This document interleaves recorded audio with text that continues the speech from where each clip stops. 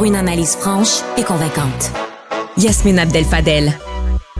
Contente de te retrouver, Isabelle Huot. Déjà la dernière ensemble. À la vitesse de l'éclair cette semaine. À la vitesse de l'éclair, puis t'as gardé le festif pour la fin, après nous avoir parlé d'hormones, puis de ménopause, puis d'andropause. Oui. Là, j'avais envie de parler d'alcool parce que c'est la saison des fêtes. On a tendance à consommer davantage d'alcool. Il y a eu des nouveaux repères canadiens qui ont été publiés en 2023. Ça a soulevé beaucoup de controverses. Là, on s'est dit, est-ce que l'alcool est si nocif pour la santé? Parce que on se souvient qu'en 2011, là, je vais dire les recommandations de 2011, directive de consommation d'alcool à faible risque, on recommandait aux hommes de ne pas dépasser 15 verres ou 15 consommations alcoolisées par semaine. Mais ça... C'est beaucoup, mais c'était comme ça de 2011 à 2023 quand même, à raison pas plus de 3 verres par jour. Pour les femmes, on parlait de 10 consommations alcoolisées, pas plus que 2 verres par jour. C'est beaucoup, me semble. Et là, c'est tout un virage, là. Oui, ça semble beaucoup, mais ça a été comme ça et c'était comme ça un peu partout dans le monde aussi. Là, en 2023, on a réalisé les données. On s'est dit, on a inclus dans l'analyse également les accidents de la route, la violence conjugale, tout ça dans l'analyse. Et là, on est arrivé à un continuum de risques.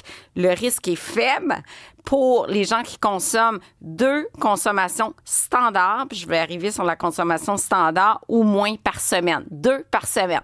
Moi, j'étais au resto hier, c'est la fête de ma belle-mère. On prend un apéro, on prend un verre de vin en mangeant. Je dis, OK, là, c'est tout pour la semaine, là. Pour le faible risque, c'est tout, là. 2 verres de vin pour le faible risque, oui. Pour le faible risque. Et qu'est-ce que ça veut dire, un faible risque? Ça veut dire qu'il y a une personne sur 1000 qui risque de décéder prématurément des effets de l'alcool à ce niveau de consommation-là. Modéré, 3 à 6 consommations standards par semaine. Donc, une personne sur 100 qui risque de décéder, que ce soit... 1%. C'est ça, justement, 1%. Et élevé, 7 consommations et plus par semaine, bien là, plus que 1% là, qui va avoir un problème relié à l'excès d'alcool. Donc, qu'est-ce que tu en penses, toi? Mais moi, je trouve que, tu sais, 2, c'est sévère parce que, tu sais, un apéro, un cocktail, un verre de vin, c'est fait, là. C'est fini, là. Mais en même temps, tu sais, le modéré, je trouve qu'il est exagéré par rapport à 1%. Oui, c'est sûr. La modération a bien meilleur goût, mais là, on passe comme l'abstinence a bien meilleur goût. Ça. Parce que c'est sûr que l'abstinence a bien meilleur goût. Sûr. Ça va toujours être le cas. Ça va toujours être le cas. À une certaine époque, on disait, puis je suis contente, on va avoir une nutritionniste diététiste tout à l'heure qui travaille au Centre Épique à l'Institut de cardiologie.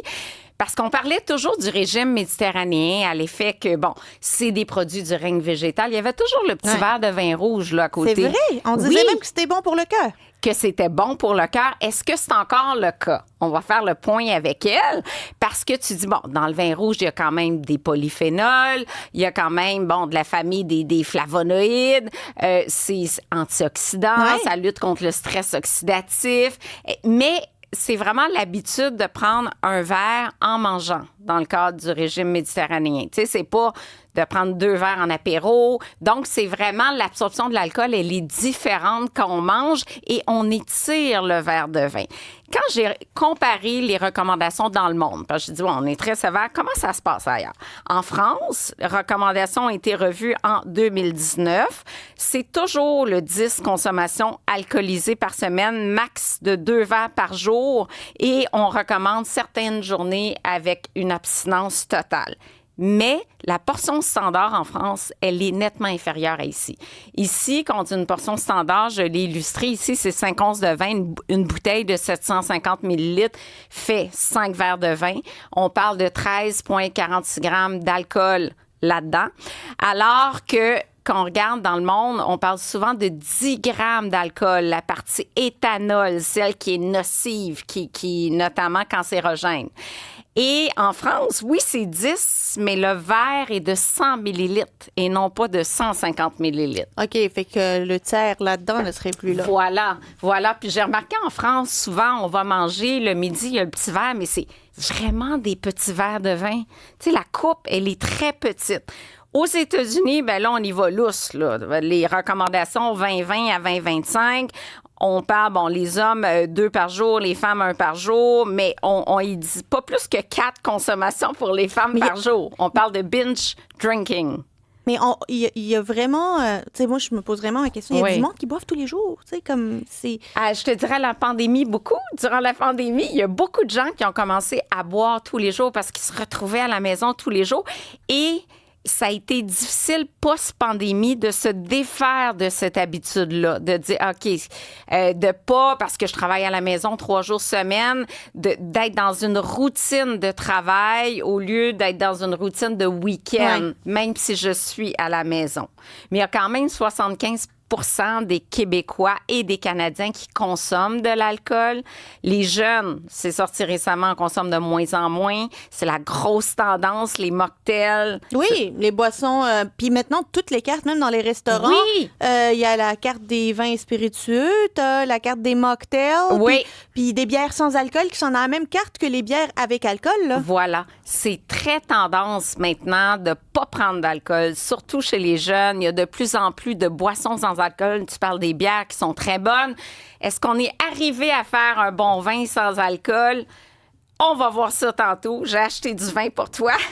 Et là, juste te dire qu'en Australie, c'est 10 consommations par semaine aussi, mais c'est 10 grammes d'alcool par portion et non 13 à 14 grammes comme au Canada ou aux États-Unis. Bref, les recommandations ne sont pas uniformes. Et je voulais parler brièvement du sucre dans le vin. Parce qu'on me pose souvent la question, tu sais, un vin sec, c'est un vin qui apporte en bas de 4 grammes de sucre résiduel par litre. Par litre, hein? Une bouteille, c'est 750 ml. Donc, il y a des vins qu'on dit très sucrés, qu'effectivement, dans les standards, un vin qui est demi-sec, 4 à 12 grammes de sucre résiduel par litre, ou encore demi-doux, de 12 à 50 grammes. J'ai trouvé des pinots noirs à 26 grammes. J'ai trouvé quelques vins californiens. Les raisins sont gorgés de soleil. Donc, c'est ça qu'il y a plus c'est plus sucré à la base. Mais même un vin qui a 16 grammes de sucre résiduel par litre, si je le ramène dans mon petit verre, gros verre de 150 ml, je n'ai que 2,4 grammes de sucre dans mon verre de vin. Fait que c'est un demi-sachet comme celui-là. OK. Fait que si je dis, OK, j'ai tout ça, là, mais dans mon litre de vin, si je ne prends que mon verre entre 2,4 grammes et 4 grammes, là, selon la teneur en sucre résiduel, c'est pas si pire que ça. Mettons que moi, je me dis, je prends ça au lieu d'un brownies ou d'une bûche de Noël qui apporte 6 carrés de sucre. C'est quand même pas si mal. Stéphanie, tu as une étude pour nous. C'est une étude qui a été dévoilée hier par l'Université McGill qui révèle que l'alcool est plus souvent associé aux gens qui ont des allergies aux noix. Et leur hypothèse, c'est qu'il y a dans certains alcools des arômes de noix qui pourraient provoquer des réactions allergiques sévères. Et tu sais, peut-être qu'on n'y pense pas. Là, on fait pas l'association que un alcool, un vin ou tout ça pourrait être teinté d'arômes comme ça. Donc, à ce moment-là... C'est peut-être une contamination croisée. Mais pas dans le vin. Je serais surprise dans le vin. Mais en plus fait, ici, on nomme, par exemple, l'amaretto. Les amandes. Le Galliano, l'Amadeus. Tu sais, des genres d'alcool comme ça. Ouais, tu sais, tu vas mettre ça dans ton café le matin, tu y penses pas nécessairement. Puis, donc, il y a eu beaucoup de cas qui se sont retrouvés à l'urgence comme ça parce que les gens n'avaient pas nécessairement fait l'association. Puis là, l'arôme a déclenché une réaction quand même assez sévère. Là.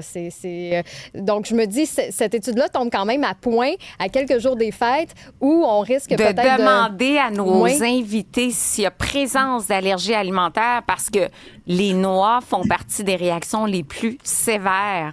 Fait il suffit d'une trace. Hein? Moi-même, j'ai des allergies sévères, puis une petite trace et tout de suite, c'est une réaction. On peut-tu dire que ça gâche la soirée festive? Ben oui. Oui. Non, ça se termine vraiment. Mal, On va se retrouver après la pause. On va parler avec Dr. Alexandra Desnoyers. Mais au-delà de ça, appelez-nous 187 Cube Radio ou envoyez-nous un message texte 187 Cube Radio. Est-ce que vous, le temps des fêtes, rime avec alcool ou est-ce que là, vous n'avez pas besoin d'alcool pour fêter? On attend vos témoignages et on se retrouve après la pause.